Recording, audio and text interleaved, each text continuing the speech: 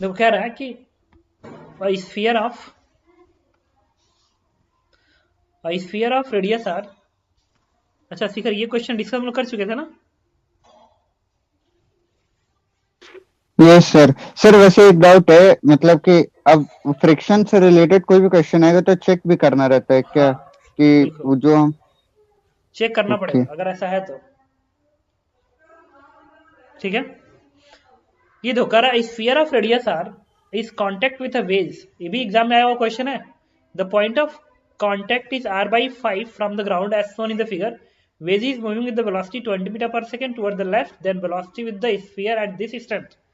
इस स्फीयर की वेलोसिटी बताइए अगर ये वेज इधर आ रहा है 20 मीटर पर सेकंड से, और ये जो कांटेक्ट है ना, ये जो कांटेक्ट है, देखो ये जो कांटेक्ट यहाँ बन रहा है ना, ये जो कांटेक्ट बन रहा है इसकी दूरी यहाँ से r/5 है, और ये वॉल है। तो तुम कल्पना कर सकते हो कि अगर इधर का वेज जब ऐसे भागेगा तो ये स्फीयर ऊपर भागेगा। तो इस स्फीयर की वेलोसिटी मैंने ऊपर कर मान ली, v के बराबर है। अब क्या करोगे, याद करो वेज कांस्टेंट लगाएंगे, इसके लिए हम लोग वेज पे खड़े हो जाते थे। वेज पे खड़े होके जब इसके सेंटर को देखोगे, तो ये 20 मीटर पर सेकेंड उल्टा होके मिलेगा, ऐसे ऐसे मिलेगा। अब मान लो, अब इस पे ना ये कांटेक्ट पॉइंट है ना, इसको मैंने इस पे ऐसे दिखा दिया, ऐसे दिखा दिया। अब तुम देखना, ये वाला वर्टिकल है, ये वर्टिकल है, और ये नॉर्मल है एक तरह से देखो तो। इस इंक्लाइन पे ये नॉर्मल का रोल प्ले करेगा, नॉर्मल का।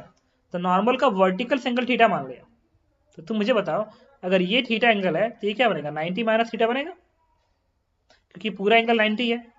तो मैं कहा था ना कि सेंटर की वेलोसिटी इस इंक्लाइन के परपेंडिकुलर जीरो आएगी, बताइए था कि सेंटर और इंक्लाइन के बीच की जो दूरी होगी कभी नहीं चेंज होगी। इंक्लाइन रेस्ट में इसका मतलब सेंटर और बेस का सरफेस के बीच की दूरी कभी चेंज नहीं होगी अगर कांटेक्ट में है तब। तो अंडर कांटेक्ट में है तो मैं क्या कहूंगा, तो भी का ये जो कंपोनेंट बनेगा और 20 का ये जो कंपोनेंट बनेगा इक्वल होना चाहिए, मतलब नॉर्मल के अलॉन्ग वेलोसिटी जीरो होनी चाहिए, ताकि सेंटर और बेस की बीच दूरी चेंज ना हो। तो तुम क्या लिखोगे, भी कॉस थीटा बराबर 20 कॉस ऑफ 90 माइनस थीटा। तो यहां से क्या आएगा, ये बनेगा साइन, ये बनेगा साइन, तो यहां से क्या आएगा, भी इक्वस टू 20 tan थीटा बनेगा। अब तुम्हें tan थीटा निकालोगे, आंसर आ जाएगा, थीटा निकालना है। अच्छा ये जो थीटा जो है वो इस थीटा के बराबर आएगा, क्यों तो आना ही चाहिए ना, हर इंक्लाइन हॉरिजेंटल से जो एंगल बनाता है वही एंगल इंक्लाइन का नॉर्मल वर्टिकल से बनाता है। तो थीटा आ गया, अब इसको निकालना पड़ेगा, और रेडियस है आर के बराबर। अब इस R5 में और इसमें एक रिलेशन निकालना पड़ेगा, आर में क्या है। तो मैंने क्या किया कि इसको ऐसे दिखाया, देखते रहना, इसको ऐसे दिखाया, दिखा दिया। हाँ यहां से एक हॉरिजॉन्टल ड्रॉ कर दिया, ऐसे देखना हॉरिजॉन्टल ड्रॉ कर दिया। अब यहाँ पे एक ट्रायंगल है, इस ट्रायंगल को मैं बनाने जा रहा हूँ, यहाँ पे बगल में ये वाला एंगल क्या आएगा, दिस इज थीटा। अगर ये एंगल थीटा है तो ये एंगल क्या आएगा, थीटा आएगा। तो बन गया थीटा। अब तुम देखना, अच्छा यहां से लेके यहां तक रेडियस है ना आर के बराबर, ये पूरा आर के बराबर है, और ये दूरी r/5 है, ये दूरी r/5 है। तो कोई पूछे ये दूरी कितनी होगी, ये दूरी कितनी होगी, आर में से r/5 घटा दो, इट इज 4r/5। अच्छा और ये किसके बराबर है, ये तो रेडियस ही है, ये तो रेडियस ही है आर, तो इसको आर के बराबर कर दो। तो यहां से क्या बनेगा, cos theta is equal to base upon hypotenuse. तो ये बेस है, ये हाइपोटेनस है, तो बेस 4r/5 है, आर है, तो क्या लिखोगे 4r/5 डिवाइड बाई आर, बन गया 4/5। Then what is theta, it is 37 degree. तो यहाँ पे 37 प्लेस करें तो बनेगा 20 और 10 37 3/4 होता है, इट इज 12। तो answer is 12 metre per second. ये क्वेश्चन और करता है, इसमें कह रहा है कि in figure shown the acceleration of A is A का एक्सेलरेशन इतना है, then the acceleration of B पूछ रहा है। इसका एक्सेलरेशन बताइए, अगर ए का एक्सेलरेशन इसके बराबर है, अगर इस ए का एक्सेलरेशन, इस ब्लॉक का एक्सेलरेशन इसके बराबर है, तो इस वेस का एक्सेलरेशन पता करना है। मैंने कहा ठीक है। अच्छा, इस वेज का एक्सेलरेशन मैंने इधर मान लिया, ऐसे मान लिया, this is the acceleration of B को ए मान लिया, ठीक है, क्योंकि ये जो वेज होगा ऐसे ही भाग सकता है, तो इधर एक्सेलरेशन ए मान लिया। और ए का जो एक्सेलरेशन 15 आई कैप 15 जे कैप, मतलब इधर 15 और 15 जे कैप इधर दिखा दिया। अच्छा, इंक्लाइन पे खड़ा हो गया वेज कांस्टेंट के लिए, तो इंक्लाइन का एक्सेलरेशन उल्टा होकर मिलेगा, ऐसे उल्टा होकर मिलेगा, मिल गया। अब मैं कहा था कि वेज कांस्टेंट में इस पॉइंट का एक्सेलरेशन इंक्लाइन के परपेंडिकुलर क्या आएगा, जीरो आएगा, ऐसे आएगा, परपेंडिकुलर जीरो आएगा। अब एंगल की जरूरत है, अगर ये एंगल 37 डिग्री है तो ये क्या बनेगा 30, अगर ये एंगल 37 डिग्री है तो ये भी क्या आएगा 37 डिग्री आएगा, तो ये कितना आएगा 53 डिग्री आएगा, तो दिस एंगल इज 53 डिग्री, तो ये भी एंगल क्या आएगा 53 डिग्री आएगा। सिमिलरली ये एंगल क्या आएगा 37 डिग्री आएगा, दिस वन इज 37 डिग्री। अगर मैं इसको हटा दूं तो मैं कहूंगा ये आएगा 37 डिग्री, और ये 15 के बराबर था। अब परपेंडिकुलर एक्सेलरेशन जीरो करो तो बनेगा a cos 53 degree, a cos 53। अब 15 का इधर कंपोनेंट आएगा कितना, -15 cos 37 डिग्री, और इस 15 का इधर कंपोनेंट कितना आएगा -15 cos 53 degree, and that is equal to 0। तो यहां से क्या आएगा a cos 53 3/5 होता है, तो बनेगा 15, ये होगा 4/5, ये बनेगा 15, ये बनेगा 3/5। यहां से 3a की वैल्यू आएगी 15 चौको 60, 15 3 45, a की वैल्यू आएगी 20, ये आएगा 15, 20 और 15 कितना होता है 35, 35 क्यों नहीं आया,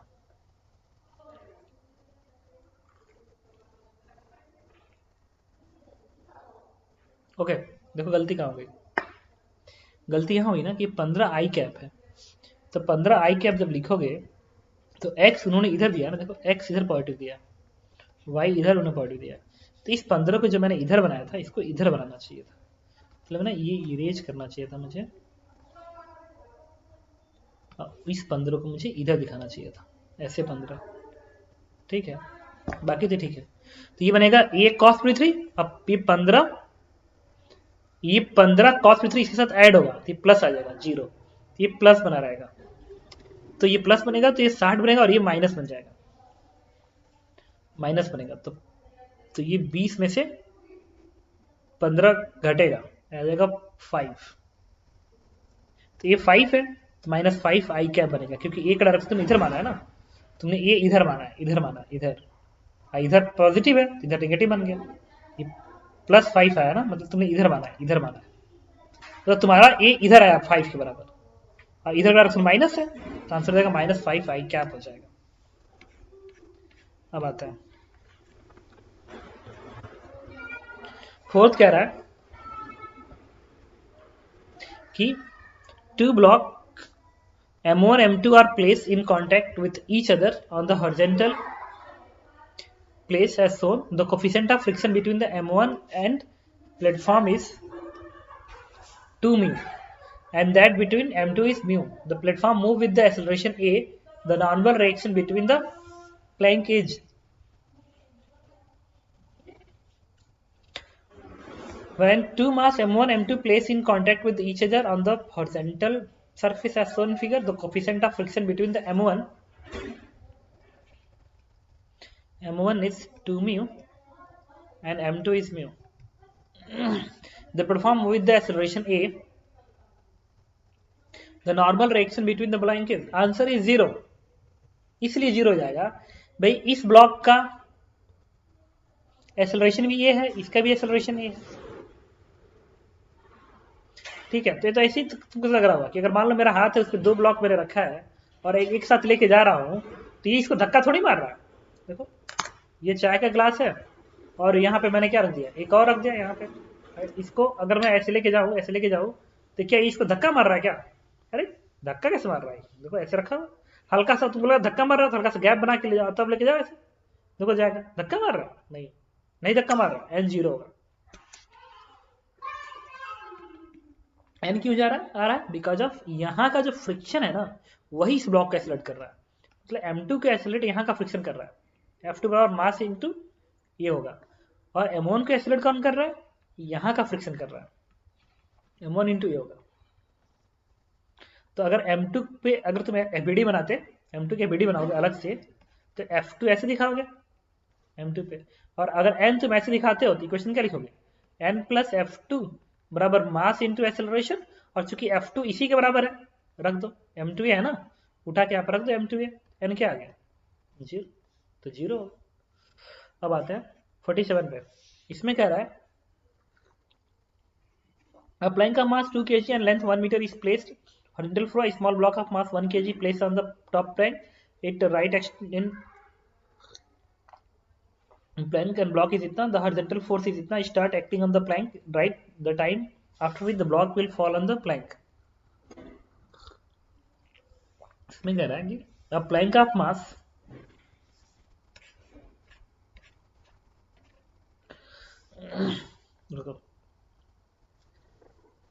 एक प्लैंक है जिसका मास 2 kg है,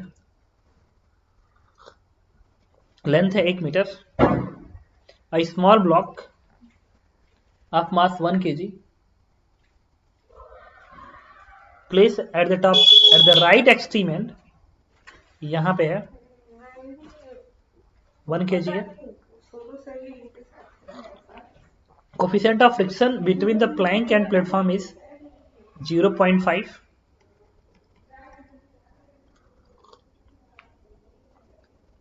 अच्छा 0.5 कहाँ पे है,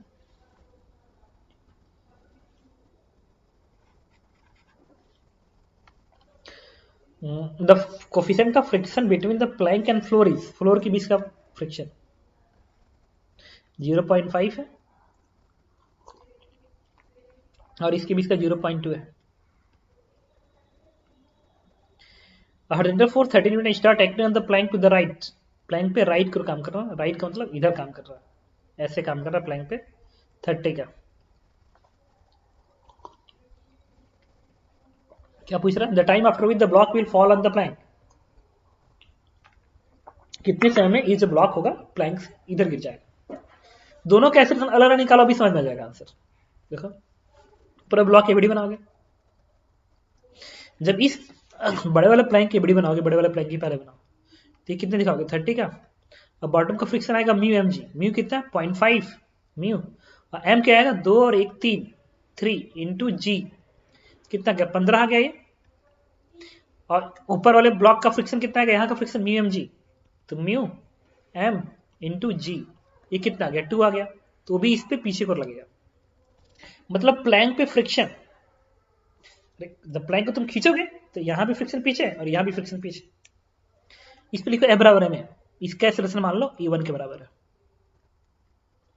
तो 30 माइनस 2 माइनस 15 और मास कितना इसका 2 kg इंटू A1 मान लिया, तो ये कितना आएगा 15 में से 2 घटाओ, 15 से 2 घटा कितना आएगा 13 आएगा ना, 13 आएगा, 13/2 ये A1 बन गया। अब यही काम ऊपर वाले ब्लॉक के लिए करेंगे, ऊपर वाले ब्लॉक का एक्सेलरेशन किधर आएगा, फोर्स किधर आएगा आगे को आएगा, क्योंकि फ्रिक्शन जब इस पे पीछे लग रहा है तो 1 kg पे आगे लगेगा, तो इसका एक्सेलरेशन मान लो A2 के बराबर है, तो F बराबर में F बराबर मास क्या 1 kg इंटू A2, तो A2 की वैल्यू क्या आ गई 2 आ गई। अब कितने समय में इधर गिरेगा, तो प्लैंक पे खड़ा होकर तुम्हें रिलेटिव चेक करना पड़ेगा, तो जब प्लैंक पे खड़ा होकर इस ब्लॉक को देखोगे तो जो ब्लॉक का एक्सेलरेशन होगा वो उसमें ये प्लैंक का एक्सेलरेशन उल्टा होकर मिलेगा ना, उल्टा होकर, भाई ब्लॉक का 2 है, अब प्लैंक का 3/2 है, किधर आगे की ओर, देखो 13/2 है आगे की ओर, तो प्लैंक के फ्रेम में ब्लॉक का एक्सेलरेशन उल्टा हो जाएगा ना ऐसे 13/2, तो इस डायरेक्शन का जो रिलेटिव एक्सेलरेशन आएगा वो कितना आएगा 13/2 माइनस 2, 2 दूनी 4, 4 घटाएंगे 13 कितना आएगा 9/2 आ जाएगा, ठीक है, रिलेटिव एक्सेलरेशन इतना आ गया, और लेंथ कितना है 1 मीटर, तो डिस्प्लेसमेंट एस बराबर UT plus half eight square, S कितना है 1, यूटी प्लस हाफ यू 0 है and half relative acceleration 9/2 into T square, simplify कर दो तो टी की वैल्यू क्या आ गई 4/9 इट इज 2/3 सेकेंड, तो आंसर हो जाएगा 2/3 सेकेंड, ठीक है। तो मैंने क्या किया, इसका अलग एक्सेलरेशन निकाला इस ब्लॉक का, और इस ब्लॉक का अलग एक्सेलरेशन निकाला, रिलेटिव एक्सेलरेशन निकाल लिया, फिर लगा दिया एस बराबर UT plus half eight square, answer दे दिया। ओके अब अगला देखो, इस क्वेश्चन में कह रहा है in block shown in the figure the correct relation between v1 and v2, v1 और v2 में रिलेशन निकालना है। तो कांस्टेंट रिलेशन लिखेंगे, इसको लिखेंगे x1 x2 x3, लिखेंगे x1 plus x2 plus x3 बराबर कांस्टेंट। अब x1 के नीचे लिखना है, x1 के नीचे, तो x1 क्या है, ये जो x1 क्या है, इस पुली का सेंटर, ये जो पुली है इस पुली का सेंटर और इस ब्लॉक के बीच की दूरी है। तो ये ब्लॉक नीचे जा रहा है कितने, v1 से, तो बढ़ा रहा है, क्या लिखोगे प्लस v1। और ये पुली का सेंटर नीचे आ रहा है क्या, नहीं, तो 0। अब बात करेंगे x2 के नीचे लिखना है, तो ये पुली का सेंटर भाग रहा है क्या, नहीं, लेकिन ये पुली का सेंटर इधर भाग रहा है v2 से, v2 से भाग रहा है, तो ये वाला एंगल थीटा है, तो ये क्या बनेगा 90 माइनस थीटा बनेगा। तो पुली का सेंटर इधर जा रहा है ना v2 से, तो उसका इधर कंपोनेंट आएगा जो कि घटाएगा, तो क्या लिखोगे minus v2 cos of 90 minus theta. अब x3 के नीचे लिखना बाकी, x3 के नीचे, इसके नीचे, तो ये सेंटर तो भाग नहीं रहा पुली का सेंटर, लेकिन ये ब्लॉक v2 से इधर भाग रहा है, मतलब घटा रहा है, तो माइनस v2, कांस्टेंट डिफरेंस में 0 आ जाएगा। तो पूछा है क्या, यहां से रिलेशन क्या आएगा, v1 plus v2 sine theta minus v2 equal to 0। तो यहां से क्या करोगे तो v2 common 1 plus sine theta, अच्छा ये माइनस है ना, तो माइनस यहां पड़ा रहेगा। अब v1 इक्वल टू क्या आ गया, इसको इधर भेज दो, v2 कॉमन आ गया, it is 1 plus sine theta. तो आंसर इज डी पार्ट। इसमें करें acceleration so that block does not slip relative to the incline surface normal to the इतना इतना